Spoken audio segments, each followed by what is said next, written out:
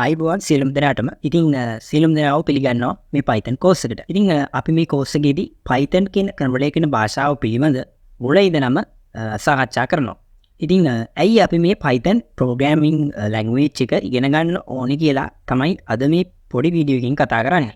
ඉතින් මේ වෙනකොට software companies ගොඩක් මේ Python programming language එක ගොඩක් software වලට යොදාගෙන තියෙනවා. ඒ ඇයි කියලා කියනවනම් මේ Python programming language එකකින් මොකක්ද අපිට කරගන්න යන කාලය ඉතාමත් අඩුයි.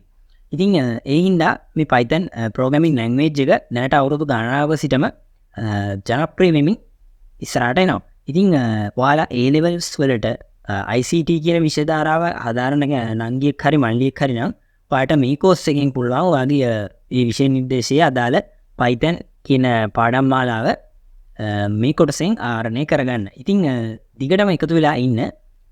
අපි ඉස්සරහට Python ගැන ගොඩක් දේවල් ඉස්සරහට කතා කරගෙන යමු. ඉතින් මේ course එකත් එක්ක එකතු වෙලා ඉන්න කියලා ආරාධනා කරනවා සියලුම දෙනාට.